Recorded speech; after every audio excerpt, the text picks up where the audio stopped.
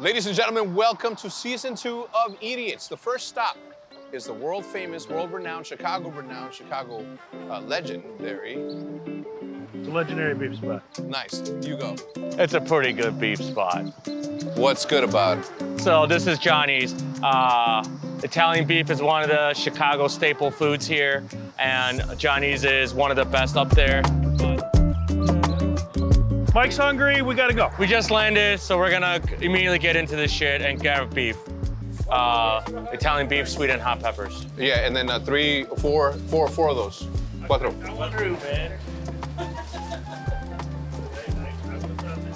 Dude, look at how fancy that is. Eh?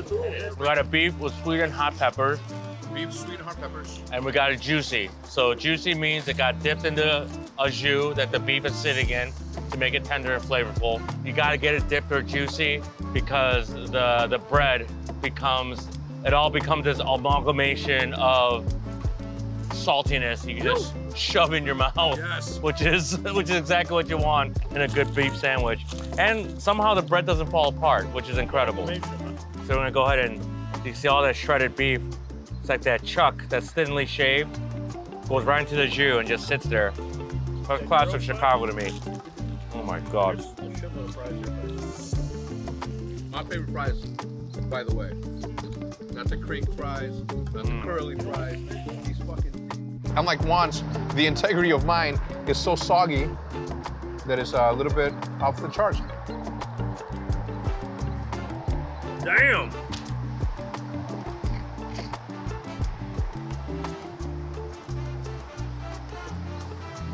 Oh my God. The juice that's in the bread comes out with each bite. It's awesome. And it's all the same texture. The crunch is coming from the jardinera. What do you think? Fucking spacing out, man. I'm just enjoying it. Nice, Mike. So fire. I don't think he got enough ketchup. I came to Johnny's when I was a teenager, changed my world How long has it been around? forever. Ah. So cavemen. Mm-hmm. Before electricity, for sure. Al Capone been here for sure? Oh yeah, on his route, collecting money. The juicy tenderness of this beef, the fact that you're right? Like it's soaking wet and the bread is not falling apart. That's a good French roll. Geez Louise. There's a reason why they open at like 11 o'clock and stay busy until midnight. Boys, cheers.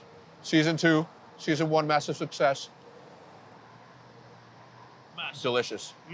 Eating food like this, particularly at Johnny's, it does bring back memories. It's always a nostalgia meal, but luckily for people, people that grew up here, Like it's an everyday thing for them if they want it. Yeah, it could be an everyday thing. It could be a once in a while treat. That's the beauty of a place like this. They're not going anywhere. You can tell by the signage they've been here for a minute, and it stands the test of time. Yeah. Rain, sleet, or snow out, they're out. All right, let's go get some paint.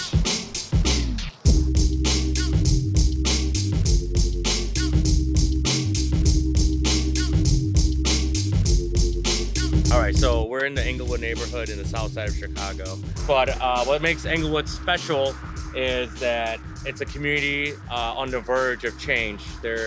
What was traditionally considered to be kind of a violent community is now kind of transforming itself into like a community where kids and families could kind of like hang out and do fun things. There's a breakdancing session where we're picking up paint right now. It's a community center in a sense. My name is Flo Wolf, aka Kanaka 5, and we're on 63rd and Racine on the south side of Chicago.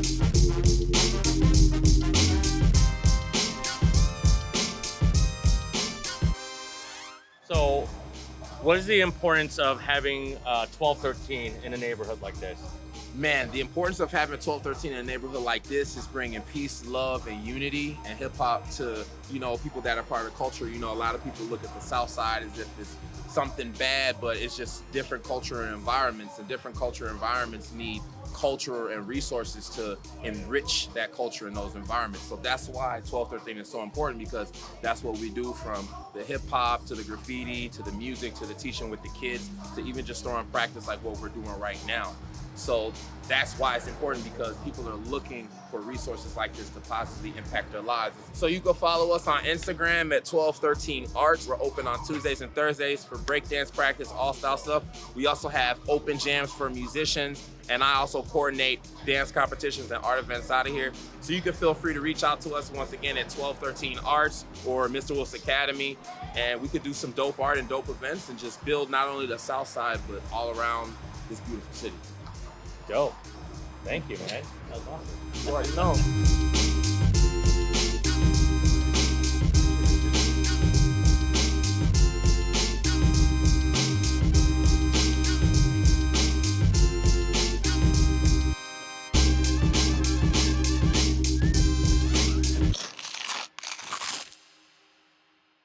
The reason why we chose Chicago as the second season is because it should have been first.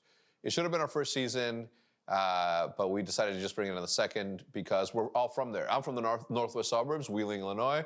We're gonna visit that place later on in the season. But yeah, both Mike and Juan are from Chicago, and Chicago is one of the best culinary places in the world. It's such a melting pot that you can have it all.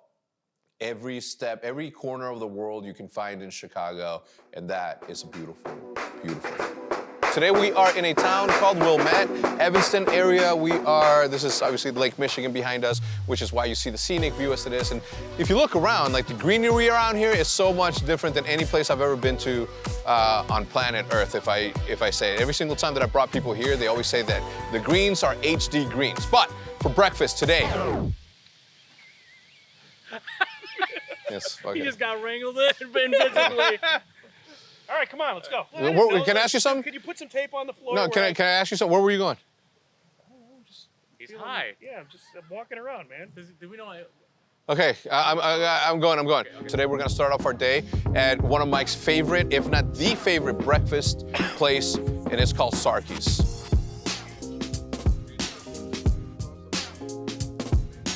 This is my favorite breakfast spot of all time, and favorite Why? sandwich of all time. I don't know. What's about this? Tell me about the salt. Why is that? It's like a seasoned salt. It's like Larry's? Yeah, kind of. All right, what's in your sandwich? It's just mayo, bacon, white cheese, and then fresh onions, green peppers, and tomatoes. And a shitload of fucking seasoned salt. I ordered the same thing that he ordered, but I'm not a big pico de gallo guy, so I said no to the onions, the bell peppers, and the tomatoes, and I just want to replace all of that with some jalapenos. That cheese is phenomenal. That cheese is awesome. That cheese is great. Oh, incredible. This coffee has a little bit of cinnamon to it. Tastes like traditional Mexican coffee. Something about the dash from atoles to Café Abuelitas has a little bit of cinnamon. My mother-in-law created this drink that she used to make me every single time that I went ice fishing. And it was essentially Café Abuelita, which was, she made a coffee, but she threw in one of those big chocolate chunks of Chocolate Abuelita. It's a big brand in Mexico. And it was like the most energizing, most sweet, most incredible thing I ever tasted out of a thermos. My goodness gracious. Ooh, this is how you do it. Now you have the yema, or the yolk, all over the spot. That was all bread. Here we go.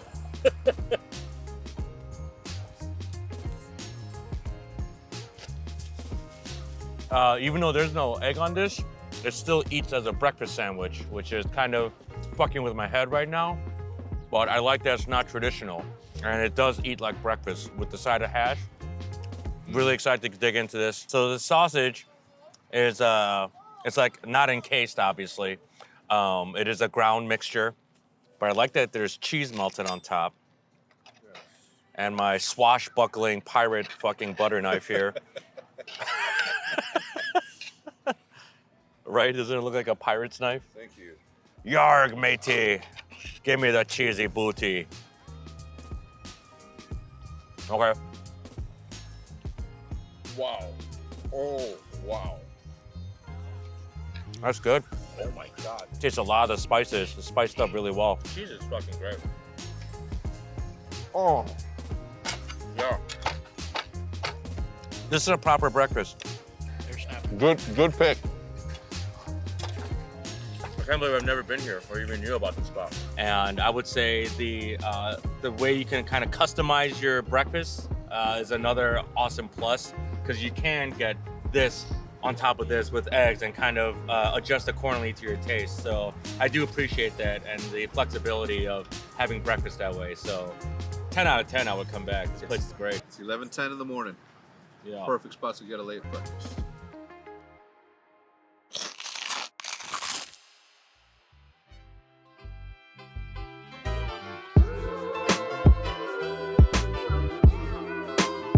Oh, Buffalo Joe's. So much personality. 1000%. I got the suicide wings. So they have regular, or they have mild, medium, hot, and suicide. So suicide's like their own buffalo sauce with pickled jalapenos on it. And we got the waffle fries with cheese. You're gonna need a lot of napkin, boys. This is home to me. Please do give us the rundown here. So we got the suicide, and as I mentioned before, it's basically their hottest sauce mixed with pickled jalapenos. And it's proprietary, so they make Yeah, they make their own buffalo sauce. So when you think of typical buffalo sauce, you think of like Frank's Red Hot mixed with butter out the gate, which is fine and delicious on its own, but they have their own blend. It's far superior to your own home concoction, which is why this place is special to me, especially because I've been coming here since I was in high school again with my brother. And like I said, it's just north of the city. We're literally 10 minutes away. Thing to note, and this is, you obviously know this because you're a chef, but maybe a lot of you don't know. When you get small wings like these, you know that these chickens were free-range, normal chickens. When you get the massive thighs, you know that shit has steroids in it. I'm gonna try without the... It's instant. The spice? Yeah. Like that tanginess. Yeah, what's the tanginess? I was gonna ask. What are the sauces? So a little honey in there? Could be. Where's Mike? Cleanliness. Next to godliness.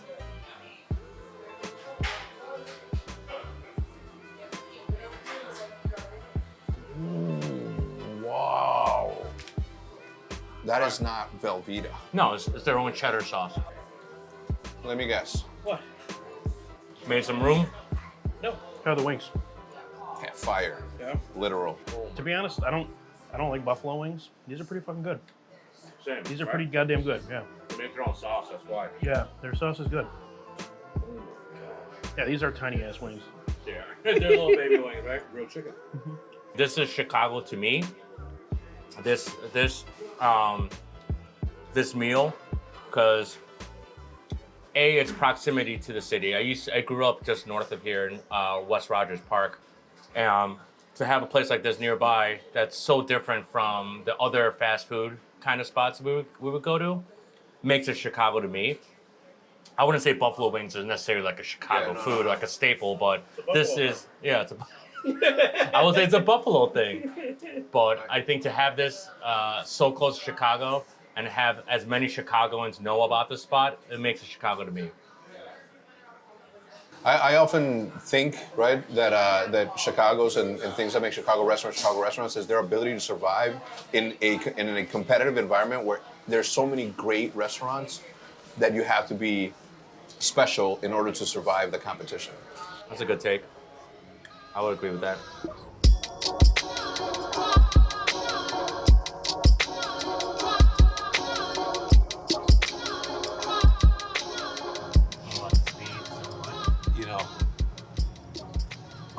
Love filming the show is one of them.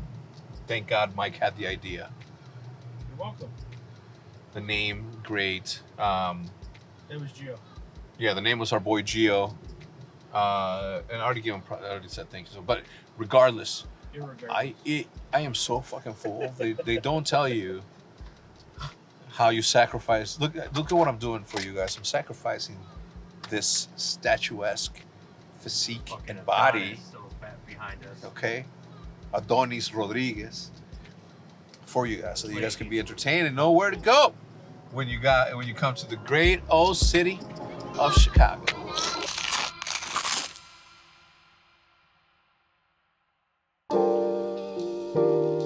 We're on our way to dinner at Jung, which is a Korean tasting menu restaurant located in the West Town neighborhood of Chicago.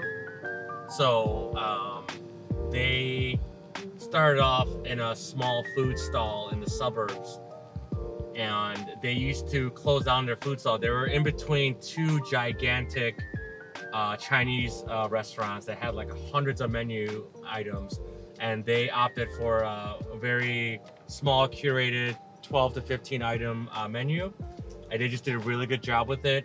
And when the food hall closed down, they got the okay to do a once a month fine dining dinner concept out of their small little food stall in the suburbs in this little Asian strip mall. And then they took the big leap to do their full-time menu. They were used to be called Hanbun, but now they're called Jung. Can we just walk in? Yeah, absolutely. Well, after you, young man. Shut up. Dude, this is fucking nice. I'm Jess. Jen, Hector. Nice to meet Nice you. to meet you. I mean, the main inspiration behind food that we do at Chung, and also that format of tasting menu, it is definitely stemmed from my childhood. A lot of the flavors that I remember growing up in Korea with my grandma or my mom cooking, it's just something that I guess been dear to me, and I wanted to always express it somehow. And then this is probably the best way I know how to do it. And ultimately, it's just been working out in a tasting way, in a tasting menu, just because then we could kind of implement different flavors in little nuances of Korean cuisine without being overbearing. And I think that's why it's just what it is, I guess. And I feel like in a tasting menu, you can kind of control the story a little bit more. You know, you can control the narrative a little bit more to tell the story. Thank you. Oh my God. Oh my God. Oh my God. Beef broth, steamed mussels, some dotted hot mustard, and some kosho, the frozen. That was a refreshing way to start.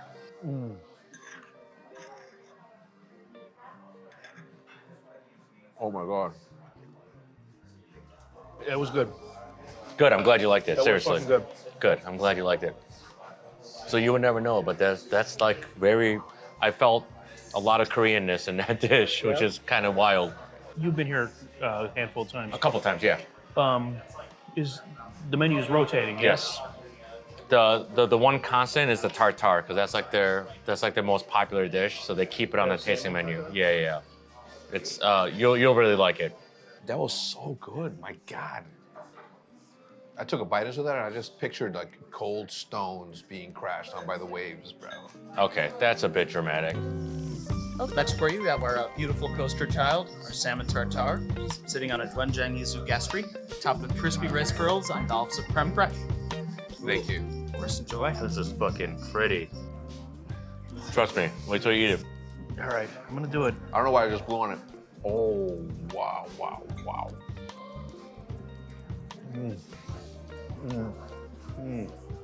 If that was it and we had to go, if that was it and I had to go somewhere, the trip would have been worth it.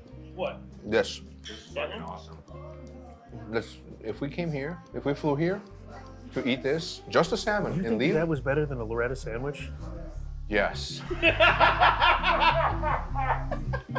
And it's gonna be the seared scallop, clementine bourbon, garnished with chives. On the side is spinach namu and smoked truffle. Thank you. But to achieve that crust on the scalp without burning it, it takes a lot of only that, skill. but how buttery easy is it to cut that? Dude, look at this. Dude, look at the colors I in hope this. Mike hates it. Find out right now. Oh my God. My That's so good. God.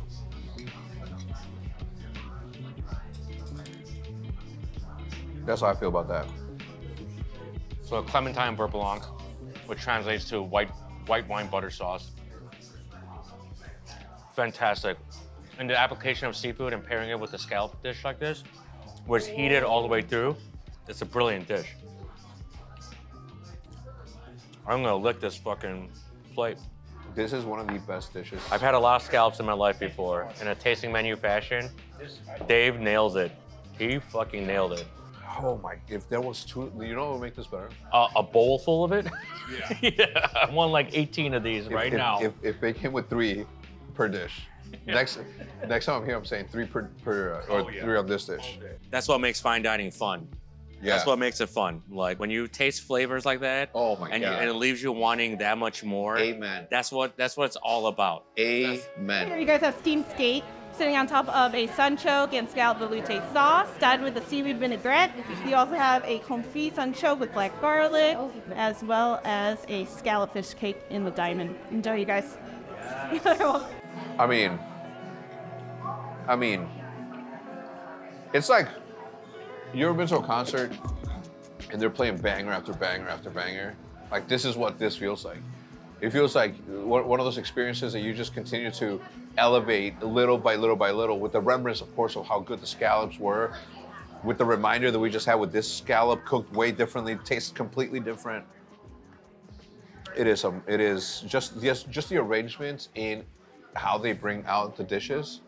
Like, it's literally taking you through a journey that I'll take, and I'll hop on this ride at Six Flags Great America any day of the fucking week.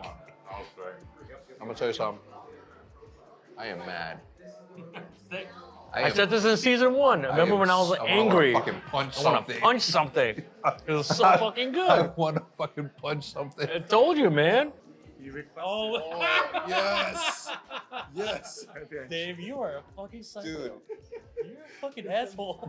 I said the best. The only way to improve this dish is to have 3 scallops on it.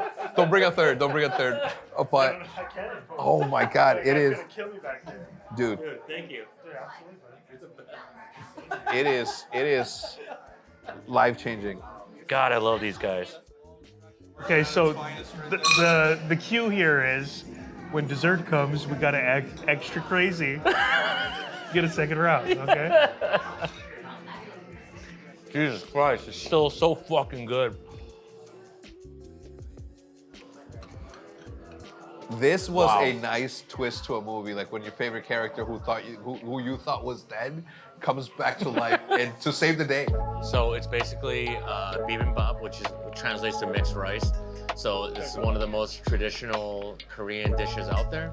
It's traditionally served with white rice with a bunch of pickled vegetable sides with a spicy fermented chili paste in the middle to mix everything and bind everything. But they obviously elevated this version, and they use seasonal vegetables. You're tasting the zucchini, the squash, the tomatoes. They're all in season right now. They've taken the gochujang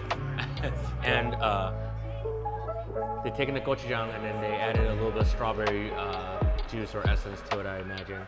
And they replaced the white rice with wild rice and puff rice. So you mix it all together the same. And some ferns and some bracken, whatever she said, the bracken ferns. And it just becomes this, homogeneous rice dish that's supposed to be super humble. Bars. That was.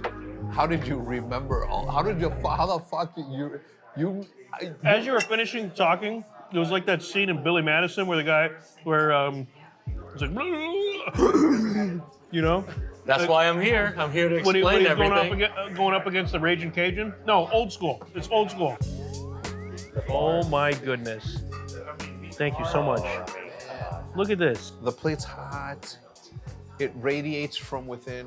Here we have the last of our savory courses for you. Our charcoal grill finished Australian Wagyu with sesame and soy marinated chor and carrots, along with some carrot puree and charred cabbage underneath. Thank you.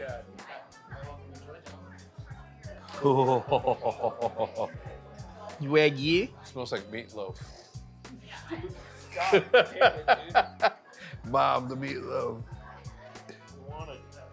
Give me a break, I'm starving. How's that go? Lay off me, I'm starving. Wow. Yeah, no, seriously. Dude, wow, for real. This is really good. It's fantastic. Oh my God. Oh my God. Oh my God. So this for you right here. It's our pre-dessert. Layers of yogurt pudding, compressed Korean melons, melon gelée, the buckwheat crunch, and sesame leaf granita on top. Can you translate to perilla leaf, sesame leaf? Okay. So they took the juice from it, I'm assuming. They turned it into like a granita again. And on the bottom there is some buckwheat. Wait, what the fuck is this? Sesame leaf. It's a sesame leaf ice shaving. Why? It's like savory and sweet. It's awesome. Why? It's like a fucking dessert salad. That's a great way of putting it, actually. Dessert salad. Here we have our final dessert for you. It's our haichu mochi with a mokkele sherbet, honeycomb candy, a strawberry compote, and strawberry gel. This is the last one? This is the last one. Oh, man. They come out with a Thank you. scallop. Dude, smell it. It smells exactly like a haichu. So fun.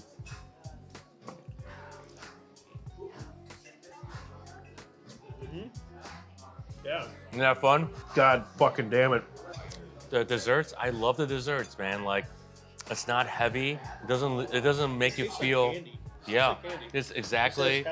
It says haichu, and it nailed it. Yeah, honestly, they're fucking up other desserts because of this. Seriously, you start comparing shit like, man, like, why can't it be like this? Yeah. It's that good. This is really good. Yeah. That's a good complaint, though. I think everything was reflected in the dinner that we just had, and it speaks volumes as to the kind of people they are. I mean, even bringing us that surprise scallop out of nowhere was just like, what the fuck? Anyway, thanks again. Appreciate you so much. Thank you so much. Excellent. So fucking good. So good.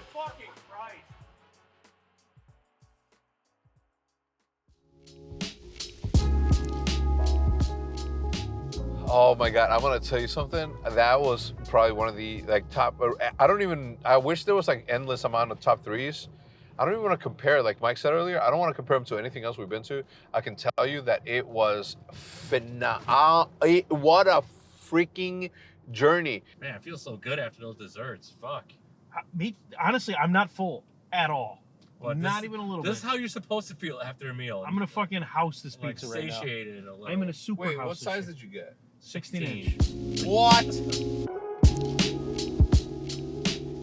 So our dessert tonight, our true dessert, is a full Chicago-style tavern pizza from Pat's Pizzeria at 10:25 at night after a full 9-course dinner. Was it 9 courses? Yeah, with the extra salmon, with the extra scallop. It was really good. I think it's 2 minutes away. With your lying ass.